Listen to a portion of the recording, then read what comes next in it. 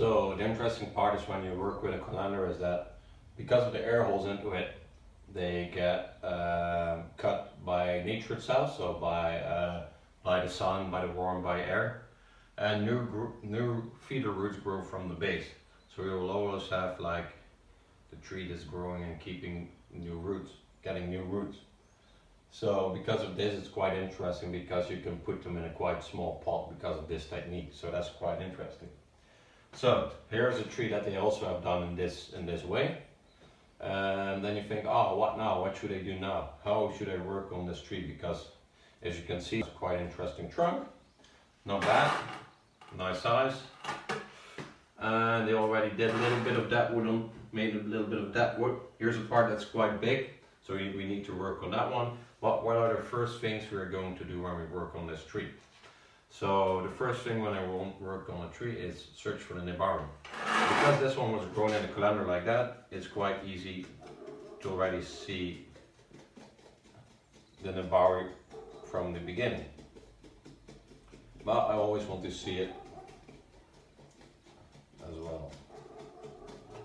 So with this, a bamboo stick or Japanese eating stick, we can search for bigger surface roots.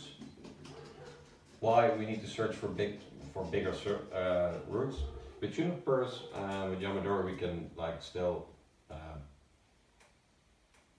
do some other things to get them in another position, but it's always interesting to see what's possible already with the nibari, with the surface, with the roots. So, and then we can see in what position the tree can go, where it has the nicest movement, the best branch structure or replacement. So, and we want to make those interesting parts together.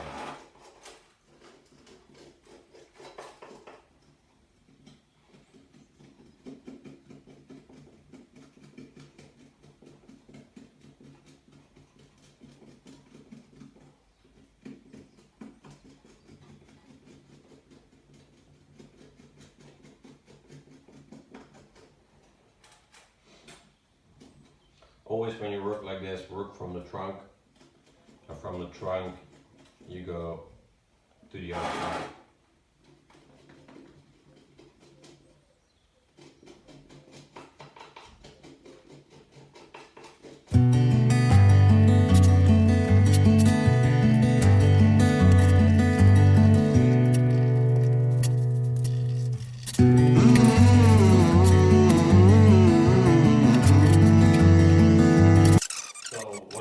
Quite important with bonsai is that you always want to make a tree that is just as compact as possible.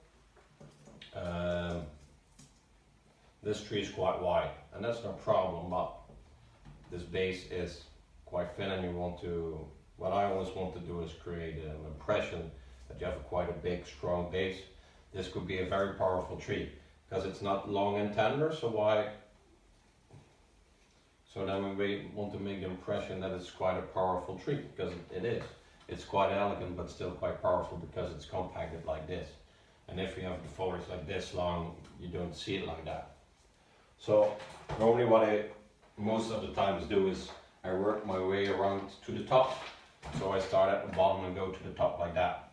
And then I wire the first branches and then to make the bones.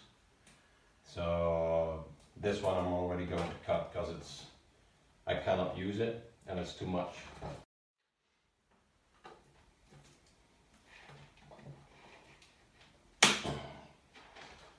As you can see, now it looks more powerful already.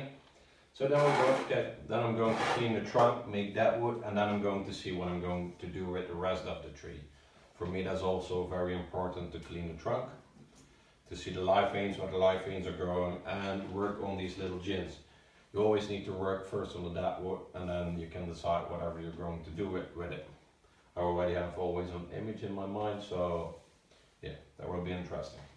I like to work with to clean the bark is this tool of Matsu. This one is very sharp, and you can, like with this one, if you have bark, you can tear the bark easily off. So this is quite easy.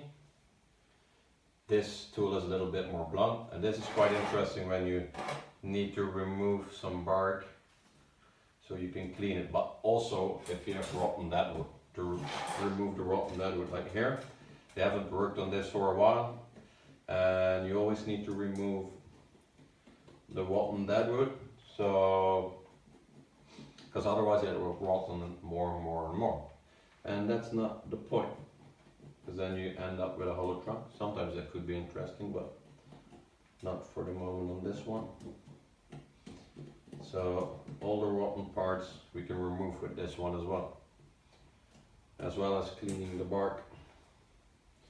So we can see very nice how the live frame is growing. So these tools I like to use.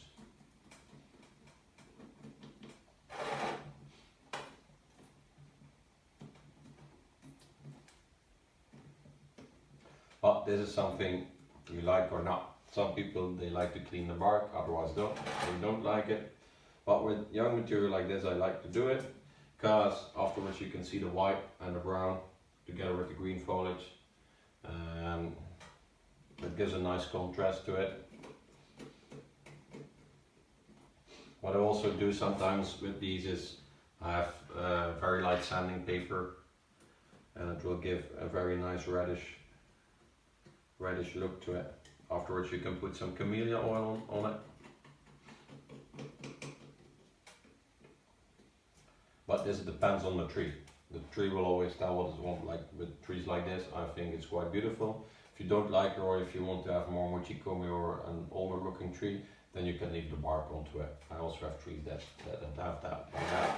So it also depends on the species, because like if, for example, they tend with oxycitrus or with tosho, needle juniper, they tend to leave the bark on as well, because they have quite an interesting, quite spectacular deadwood.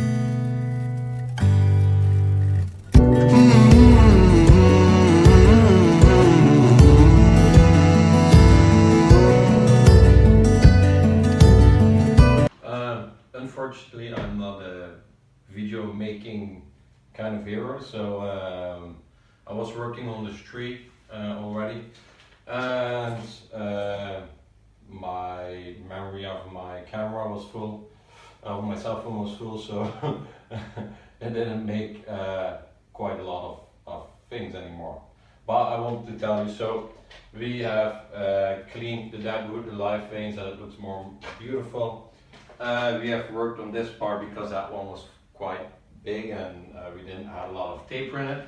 So by creating this deadwood over here, you create more taper. The live veins will thicken, and every year I'm going to make some more deadwood onto it, so it will look more interesting and will get more age, so it's more like a project tree. Another thing I like when I work on these trees is I always start from the first branch and I put it into position, and then I style it out, and that's how I work my way to the top. So what I've done is I never clean a tree like a lot of people sometimes do, because some they clean it already. But when a tree grows and a branch is like this, and it's not most of the time it's not possible that a branch is growing straight like this. So most of the times it grows like this. As you can see, this part over here, this grows like this. So when I work on a tree, I first set the bones or the structure. So also with this first branch, I first put that branch into position, and then I need to know what I need to wire and what I can use. So then I also know what I need to cut from branches, because you have to see it like a miyogi. If you have a miyogi with movement like that, then you always start with the branching in a corner side, as well as here. And that's how you make the foliage pads, because you fan them out like that. And while I'm making my foliage clouds, I make them like this. I fan them out like a hand, and I create them like this. This looks more, this gives more dynamic. As you can see here, this is from the top, from the above side, and it should look like that. What I always do is I wire with a big wire, and always the wire has to be 1/4 with copper of the size of the branch, and I wire it completely until the end of the branch. And I try to use only 2 wires per branch, so not more than 2 wires per branch. This is very essential for me and very important, because it looks good or better and nice. What I always do is I clean this out, and when I wire it, I'm going to make like a kind of a bag with my wire. So for example, if I need to wire this branch to there, and I'm always going to wire it like that side, yeah, like this, because it needs to go that side. And when I'm finished, and you have here your fluffy green of the foliage, I make something like this, and then I cut it here. And this one I can pull up, and this one will hold my foliage close and nice and compact together. And that's how you can make like a nice foliage cloud.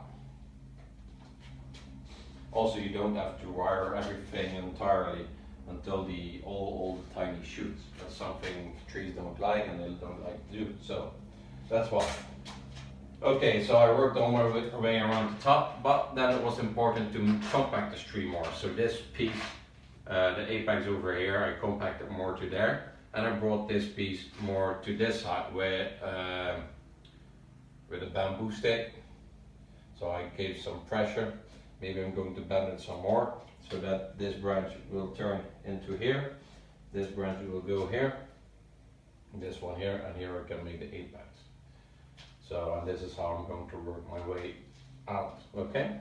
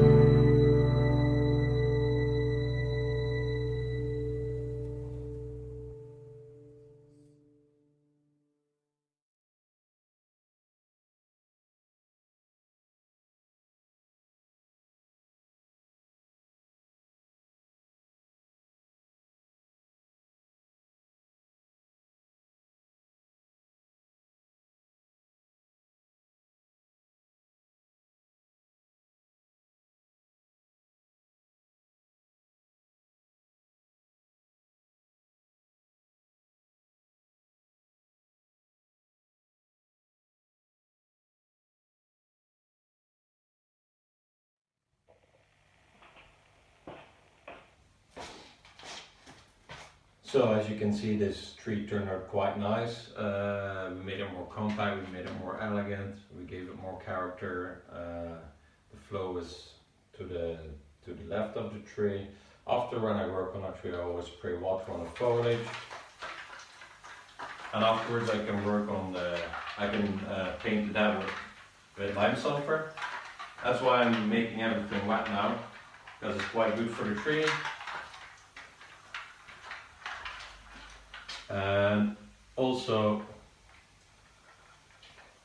the water will be taken into the wood, into the grains of the dead wood.